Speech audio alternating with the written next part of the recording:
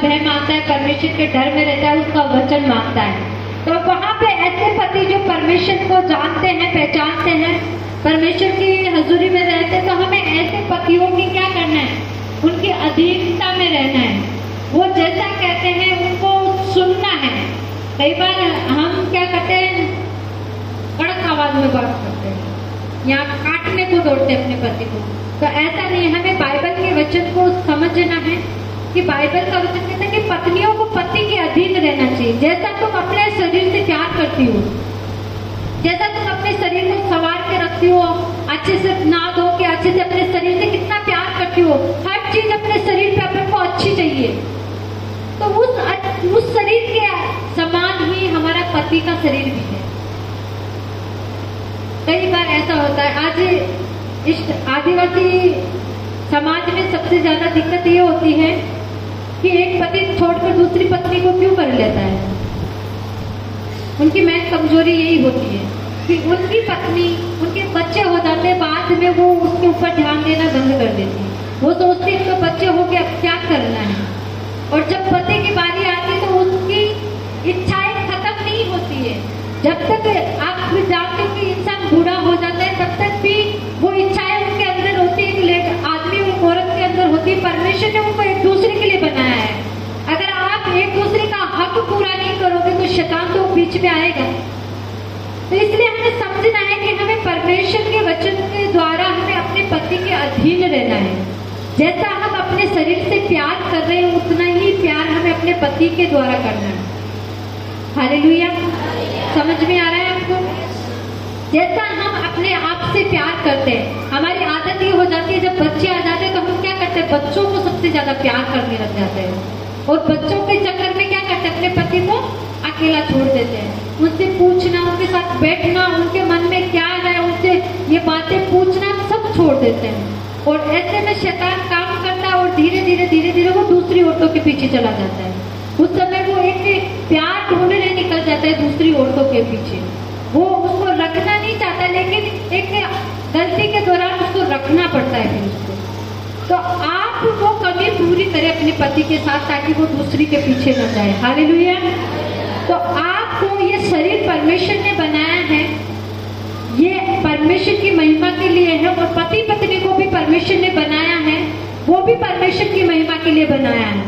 तो बाइबल में लिखा है, पति पत्नी अपने सास ससुर बच्चों घर बार को छोड़कर अलग रहे। अलग रहने का मतलब ये इस बारे में नहीं कहा कि तुम परिवार को छोड़कर, घर ही छोड़कर अलग हो जाओ, इस बात में नहीं कहा। वो एक संबंध की बात में बात कर रहा है। हालेलुया।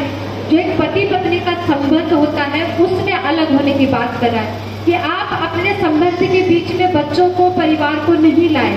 वो पति पत्नी का पवित्र संबंध है, क्योंकि बाइबल में लिखा है विवाह का बिस्तर कलंकित, मतलब काला ना करो, उसको व्यभिचार से खराब ना करो। तो हमें पति की पत्नी की अपनी जो जिम्मेदारियां हैं पति के प्रति, वो पूरी करनी है। पहली जिम्मेदारी हमारे परिवार में यही है कि हमें हमारा जो पति के प्रति जो प्रेम होता है, पति के प्रति जो हमारी सम्मान जो पति को देना चाहिए, परिवार के अंदर, घर के अंदर और बाहर वालों के सामने। कई बहनें अपने पति को, जो अगर कोई बाहर वाला आ जाता है, ए तू कहाँ खड़ा रहे, इधर आओ, ए तू कहाँ जाए, तो हमें अपने पति से कैसे बात करनी ये भी सीखना है। अब हम तू तड़ाके से अपने पति से बात करेंगे तो अच्छा थोड़ी लगेगा। या तो आजकल के बोलते, हमारे सुनील की लाड़ी बोलती है कि जसिका का पापा, तो आप ही किसी का, आपके बच्चे का होगा पापा रात करके बोल दो ना, काले का पी पापा, पीले का पीपा, जो भी पीपा हो बोल दो। लेकिन ओ तू काहे करो सो है, ये क्या होता है, ये मसीह में अच्छा नहीं लगता। हमें अपने पति को आदर देना है, इससे प्रेम बढ़ता है। आप करके देखना अपने परिवार के लिए। हमें अगर कोई काम के लिए भी अपने पति को बुलाते तो तड़ाके से बुलाते, तो ऐसा नहीं करना। हमें पति को आदर देना है। जैसे हम परमेश्वर के वचन को पूरा करते तो परमेश्वर हमारे जीवन में काम करता है। फिर आपको शिकायत का मौका देगा, शैतान आपके बीच में काम नहीं करेगा। हम परमेश्वर के वचन के अंदर से इस जिम्मेदारी को पूरा करेंगे। हालेलुया। तो पहली जिम्मेदारी हमारी ये है कि पत्नी को पति के अधीन रहना है, उसका आदर करना है, उसका सम्मान करना है, जैसे अपना खुद का करते हैं, अपने खुद से जितना प्रेम करते हैं।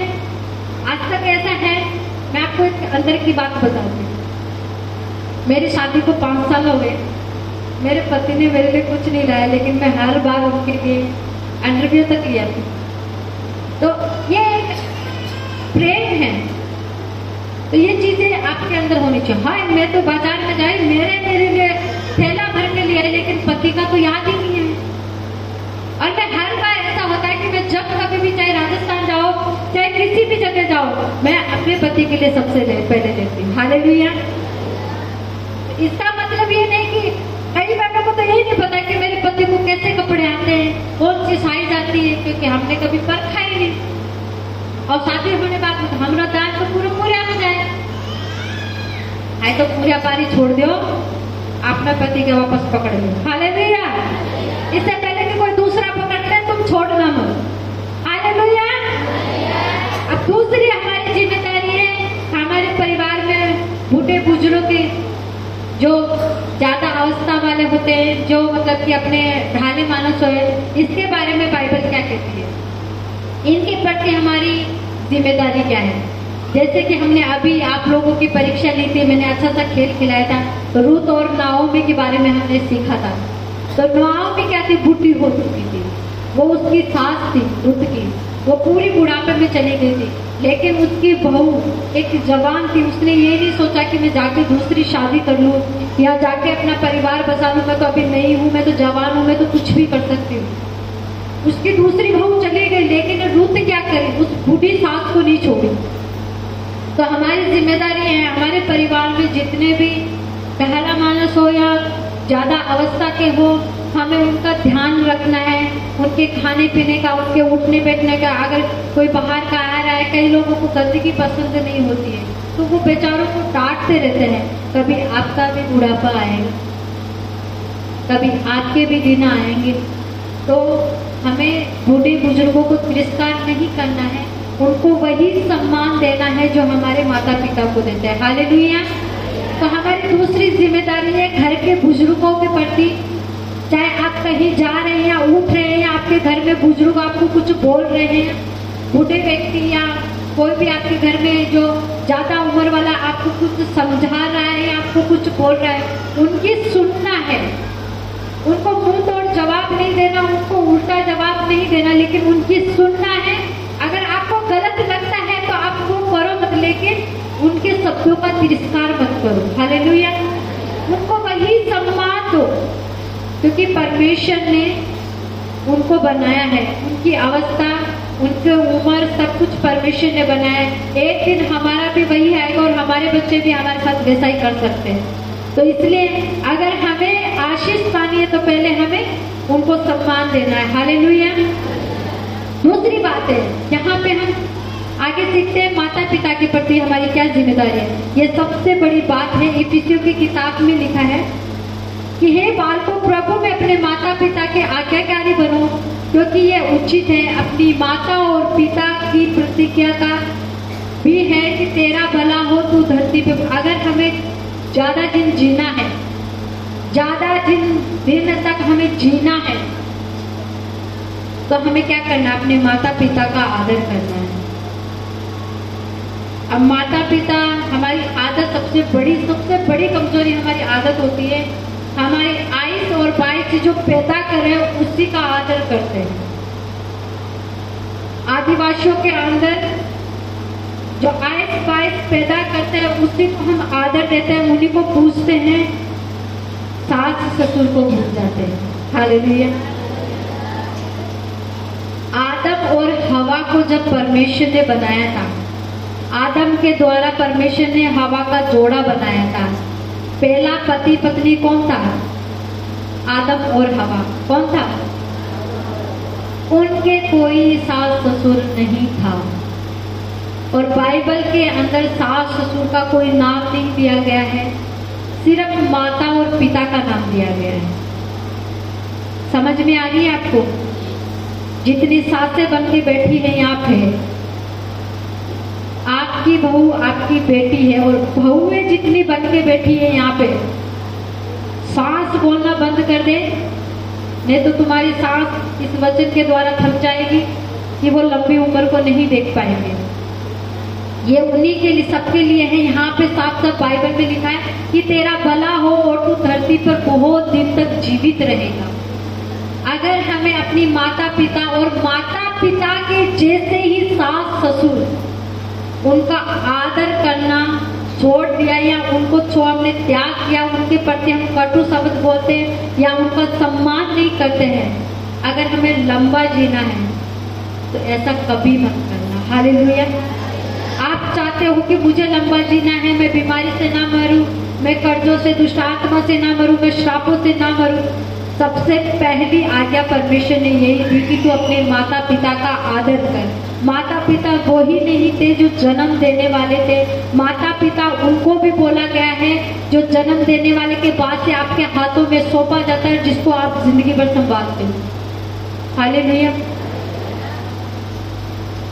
इसलिए मैं आज सुबह सुबह सुशीला बहन से पूछ रही थी, मैंने कि सारदा को महिला मीटिंग में बुलाया तो बोलती भाभी वो तो गुजरात से चली गई। बहुत अच्छी बात है,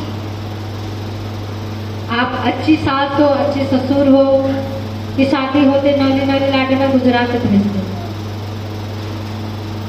इसलिए तो परिवारों में लड़ाइयाँ होती, झगड़े होते, इसलिए सास ससुर के कभी नहीं बनती, सास के बहुओं के नहीं बनती, देवरानी जेठानियों की नहीं बनती है, क्योंकि हमारी आदत होती जो समय हमें परिवार के साथ रहना होता है, जिस समय हमें एक परिवार में नए 2-3 महीने तक अपने पास रखना होता है, उनको जिम्मेदारियां सिखानी होती है।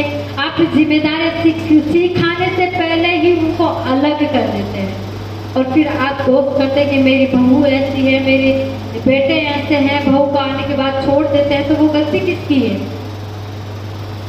वो सारी सास की गलती है जिन्होंने अपनी बहू को ऐसा कर दिया। हालेलुया। तो हमें अगर ज्यादा दिन तक जीवित रहना है, परमेश्वर के वचन को हमें पूरा करना है कि हमें अपने माता पिता को, अपने माता पिता समान सास ससुर को सम्मान आकर देना है। अगर आप जितना प्यार अपनी माँ को कर रहे हो जिसने आपको जन्म दिया, उतना ही प्यार आप अपनी सास से करेंगे। भले ही आपकी सास बेटी बेटी आप पे हुक्म क्यों नहीं चलाए, आपको वचन पूरा करना है, परमेश्वर अपने आप उसका पलटा ले लेगा।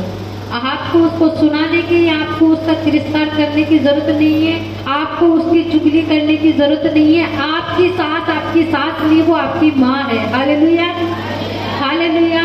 पर हमारी बहनों की आदत होती है 2-3 शब्द निकल जाते, मेरे भी निकल जाते जब सिर पे आप पानी उतर जाता है तो। हालेलुया, ऐसा होता है, लेकिन हमारे शब्दों को तुरंत कैंसिल करके हमें परमेश्वर से भी क्षमा मांगना है।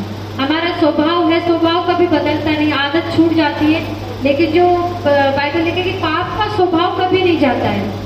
तो वो स्वभाव हमारे अंदर होता है, लेकिन उस स्वभाव को खत्म करना भी हमारे हाथ में ही होता है। हालेलुया। ये हमारी तीसरी जिम्मेदारी है हमारे माता पिता के प्रति, हमारे माता पिता समान सास ससुर के प्रति।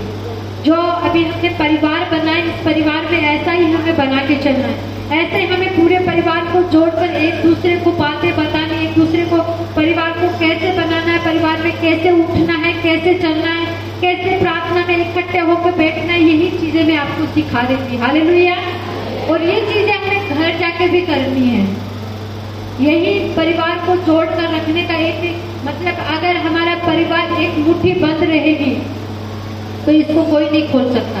अगर हम एक अंगुली खड़ा करेंगे तो अंगुली को पकड़ के कोई भी घुमा सकता है, तोड़ सकता है, मरोड़ सकता है। अगर हमने मुट्ठी बंद कर ली, 5 अंगुलियों को एक कर लिया, तो शैतान की इतनी औकात नहीं कि उस घर को, उस परिवार को तोड़ दे। Hallelujah, hallelujah.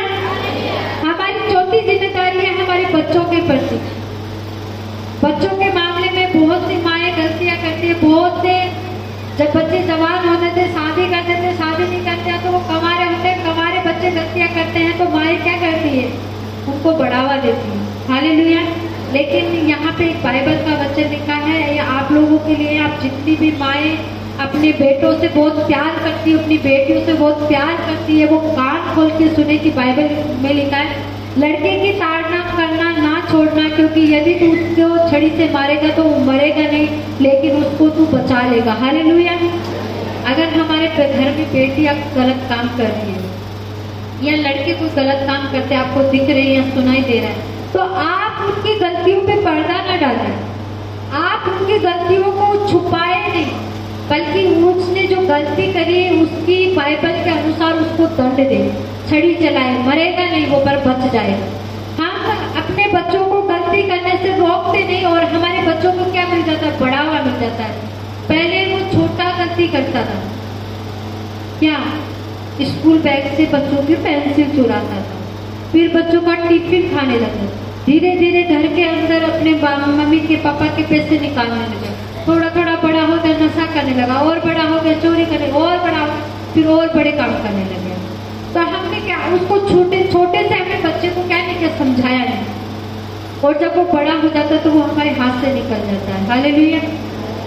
तो यहाँ पे बाइबल में जो लिखा है कि तो अपने बच्चे के ऊपर छड़ी चलाएगा तो वो मरेगा नहीं, लेकिन वो सुधर जाएगा। अगर हमारे बेटे बेटियां हमारे सामने गलत काम कर रहे हैं, और मुझे पता है अधिकतर जवान बच्चे बच्चियां गलत करते हैं, और उनके माँ बाप ये सोच के चुप रहते हैं उससे शादी करने के बाद में, पर उसकी शादी करने से पहले आप लोगों ने अपने परिवार में श्राप जो ले लिया है उसको कैसे तोड़ोगे? उसको श्राप को लेने से पहले ही अपने बच्चों को सुधारो। आपको पता होना चाहिए कि आपकी बेटी की सहेली कौन है, आपके बेटे का दोस्त कौन है, आपका बेटा कहाँ जा रहा है, किसके साथ घूम रहा है, ये चीजें आप लोगों को पता होनी चाहिए। हालेलुया। आज सुबह जब मैं मेरे बीच वाले देवर को बोल रही थी, मैंने कि चलो आज है ना मीटिंग में चल के कैशियो बजाना, तो वो मेरे को बोलता है नहीं भाभी मैं अगले साल जाऊंगा, मेरे पापा से बात करूंगी। मतलब बच्चे जवान हैं, एक टाइम होता है बच्चे अपनी मर्जी करते हैं, लेकिन उनको इतनी समझ है कि परमेश्वर के बिना कुछ भी नहीं है। तो हमारे बच्चों को भी हमें यही शिक्षा देना है कि परमेश्वर के बगैर कुछ भी नहीं है।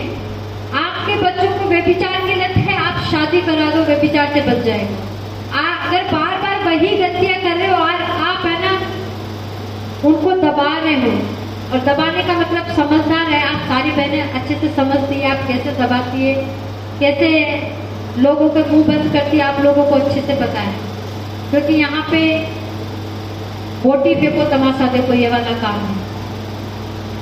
एक एक बोटी खिलाने में बड़े बड़े जो गुनाह हमारे बच्चे करते हैं वो छुप जाते हैं।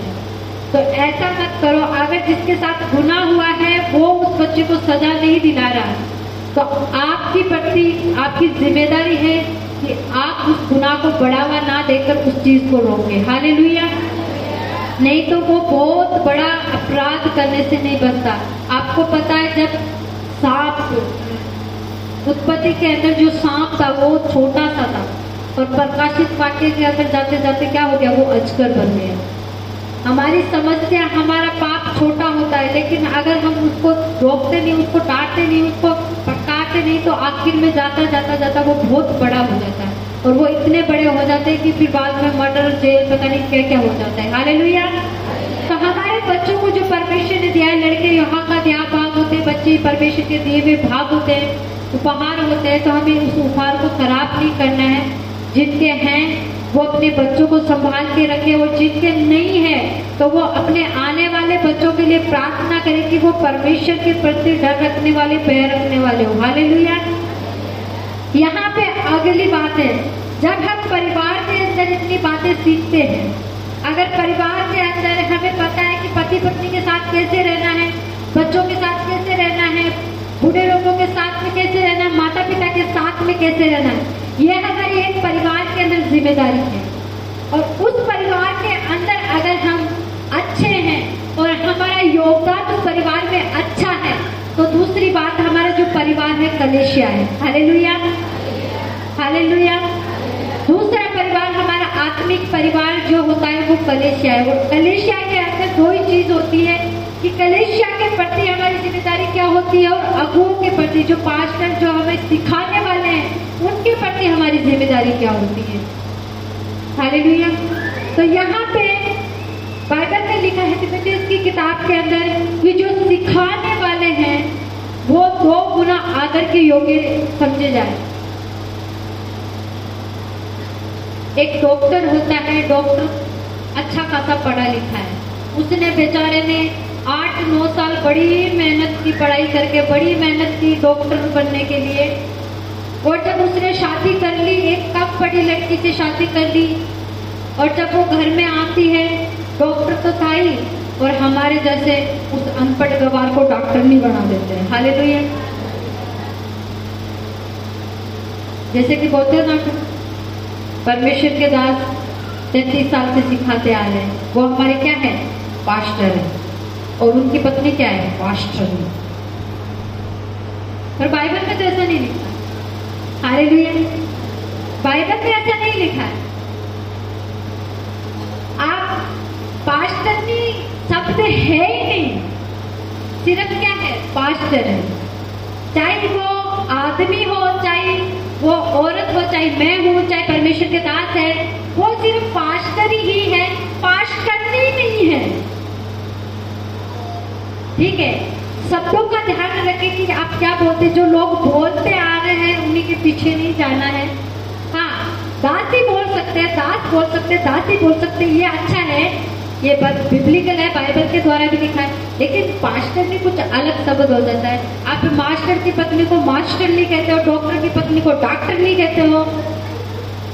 और मैं आपको बोलूं, खेती करने वाली की पत्नी को क्या कहोगे, किसान की पत्नी को क्या कहोगे, किसानी। आपके पति किसान है, औरत भी किसान में आती है। अगर औरत काम करे तो उसको बोल किया तो किसानी की पत्नी है, ऐसे कहोगे नहीं। जो बाइबल में लिखा है पास्टर है तो पास्टर, जो दासी है वो दासी। आपको पास्टर बोलना नहीं आता है तो अच्छा शब्द, 2 अक्षर का शब्द, परमेश्वर का दास है, परमेश्वर की दासी। क्या करना है, आदर देना है। बाइबल में लिखा है तुम मनुष्य और परमेश्वर का दोनों का आदर पाओगे। कब, जब आप परमेश्वर के भेजे हुए दूतों का आदर करोगे। हालेलुया। मैं आपसे आदर नहीं चाहती, मुझे तो कुछ भी बोलो, मुझे तो यहाँ के कलीसिया के बुढ़े बुढ़े लोग भी भाभी बोलते हैं, मेरे तो वही बोलते हैं। मैं तो उनको बोलती मुझे भाभी मत बोला कर, मेरी उम्र तो देखो पहले। हालेलुया।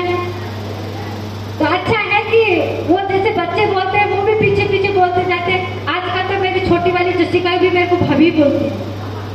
पहले तो मम्मी बोलती थी, लेकिन अब तो भाभी बोलने लगी। तो जैसा हम सीखते हैं, सिखाते हैं, वैसे ही हम आगे चलने जाते हैं, आगे बच्चे वही करते हैं। तो हमें भी हमारे बच्चों को सिखाना है, हमारे परिवार में या बाहर कहीं पे भी आप जाते हो, हमारे बीच में परमेश्वर के दास दासी आते हैं, तो उनके साथ कैसे रहना है, कैसे उठना है, कैसे बैठना है। कलीसिया में जो वो बोल रहे हैं उनको कैसे बोलना सीखना है, कैसे क्या कह रहे हैं। आपको अगर परमेश्वर के दास दासी यहाँ पे स्पेशल बीच के लिए बोलते हैं, या कुछ को आज्ञा मानने के लिए बोलते हैं, या आपको कहीं बैठने के लिए बोलते हैं, या आपको बोलते हैं कि आप वचन के बीच में से उठा मत करो, तो आपको ये बातें माननी है। आपको आज्ञा मानना ही परमेश्वर की सबसे बड़ी आज्ञा है। आज्ञा मानना ही परमेश्वर को कहते, सैमुएल की किताब में लिखा है, आज्ञा मानने का मतलब होता है मेंढों की चर्बी, मतलब परमेश्वर के आगे हम बलिदान चढ़ा रहे हैं। Hallelujah, hallelujah. ये है हमारी कलीसिया के प्रति जिम्मेदारी। सबसे पहले जो हमारे परमेश्वर के दास दासी हमें परमेश्वर ने दिए, दूत दिए हैं, चाहे वो हमारी कलीसिया के हो, चाहे बाहर की कलीसिया के हो, कहीं के भी हो, वो परमेश्वर के दास दासी है। तो आपको उनको सम्मान सम्मान सम्मान ऐसे नहीं कहना कि ये तो डालो पास्टर होगा तो इसको ज्यादा सम्मान नहीं है, तो आज का उठा हुआ पास्टर इसको कम नहीं। सब समान है। परमेश्वर ने सबको समान आत्मा पिलाया है, परमेश्वर ने सबको समान आदर दिया है। जो बड़ा है उसका आदर बड़ा है, जो छोटा है इसका ऐसा नहीं करना। अगर आपके घर में छोटे बड़े दोनों साथ आ रहे हैं तो दोनों को सम्मान आदर दो। हालेलुया। लेकिन आपको ये परखना है कि सच्चा अभिषेक क्या है, झूठा अभिषेक क्या है। हालेलुया। अगर आप प्रार्थना में हो तो आप में आत्माओं को परखने की सीख परमेश्वर ने आपको दी है। हालेलुया। और आखिरी बात हम यहाँ देखें, कलीसिया के प्रति हमारी जिम्मेदारी क्या होती है, कलीसिया के अंदर हमें कैसे रहना है। बाइबल में सबसे बड़ा उदाहरण प्रिस्किला और अक्विला का लिया गया है कि वो कलीसिया के अंदर, कलीसिया को सिखाने में, कलीसिया को व्यवस्थित करने में, कलीसिया के अंदर जो बहन भाई आ रहे हैं उनके साथ कैसा व्यवहार रखते थे। अगर कलीसिया में बूढ़े लोग बैठे हैं, यह सबके ये वचन मेरे लिए भी है, या आपके लिए भी, अगर कलीसिया में बूढ़े लोग हैं तो कोशिश करें, बूढ़े लोगों की ज्यादा अवस्था होती है उठने में बैठने में, उनको बार बार बाथरूम आता है, तो उनको जहाँ पे बिठाया जाता है वहां पे बैठना चाहिए और उनके साथ वैसा ही सम्मान करें, उनके साथ तू तड़ाके से ऐसे मिसबिहेव नहीं करे। ये जो भी रख रखाव वाले, ये वॉलंटियर का काम नहीं है, ये हमारी भी जिम्मेदारी है। अगर हमारे पास में, इससे मेरे को एक बहुत बड़ी बात याद आ गई। एक बार मैं परमेश्वर के दास को बोलते कि हमारी मम्मी आंखें खोल के क्यों देखती रहती, वो आंखें बंद करके आराधना क्यों नहीं करते, बाकी कलीसिया के बहनें तो इतने अच्छे से आराधना करते। तो उन्होंने मेरे को बोला कि इनकी एक आदत है, इनको कोई टच कर लेता तो इनको अच्छा नहीं लगता है, इसलिए हम उनको है ना इसी कोने में रखते हैं हमेशा। तो हमें किसी, वो एक बुराई नहीं है, लेकिन आपको ये चीज सीखनी है। कई बार कैसा होता है कि हम सामने वालों को देख के सीखते हैं कि ये ऐसा करा तो हम भी दूसरी बहन के साथ ऐसा करेंगे। ऐसा नहीं करना है। आपका जैसा शरीर है वैसा ही आपके पड़ोस का है।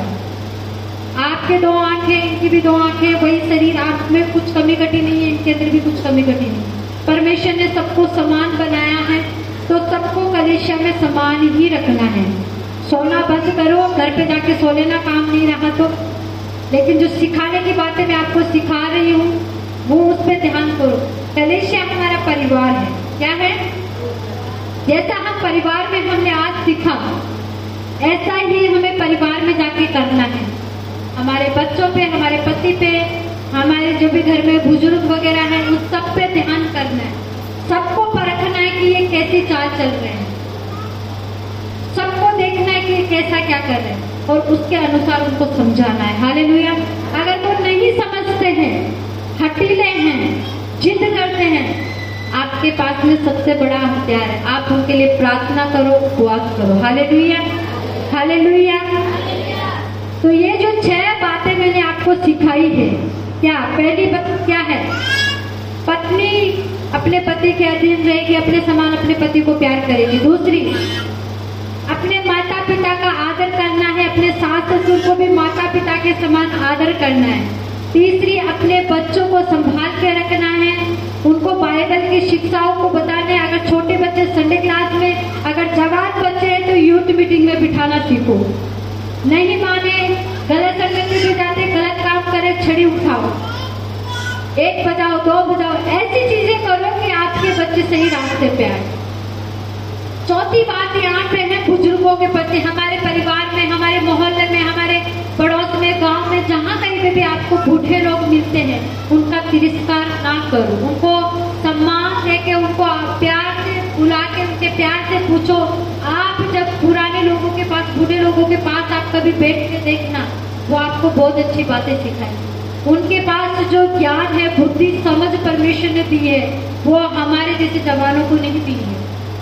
वो समझ की बातें आज हमारे काम में नहीं आएगी, लेकिन एक टाइम जब वो समय निकल जाएगा, वो बातें हमें याद आएगी और हम फिर बाद में पछताएंगे। Hallelujah, hallelujah. यहाँ पे 5वीं बात हमने सीखी कि परमेश्वर के दास दासियों के द्वारा, अगुओं के द्वारा, जो हमारी कलीसिया में है, कलीसिया के बाहर है, दूसरी कलीसिया में है, या हमारे घर पे आ रहे हैं, तो उनके साथ आदर सत्कार कैसे करना है। और आखिरी बात है कलीसिया के अंदर हमें कैसे रहना है। भाई, अगर भाई लोग हैं यहाँ पे, अगर आदमी लोग ज्यादा आ रहे हैं, वो कौन है? हमारे भाई है। कौन है? हमारे भाई। हमको भाई समझना है सबको। जवान लड़कियां ऐसे ना समझे ये तो मेरा कल आने वाला घरवाला हो जाएगा। गलती से भी ऐसी चीज मत कर रहे इस कलीसिया में। अगर इस कलीसिया में आप करती हो तो इस कलीसिया से बाहर ही रहना। अगर आपके मन में भी, अगर किसी के शादीशुदा के मन में भी ऐसे विचार आ रहे हैं तो घर पे छोड़ के आना। कलीसिया में जो भाई बैठते वो हमारे भाई है, आत्मिक भाई बहन है।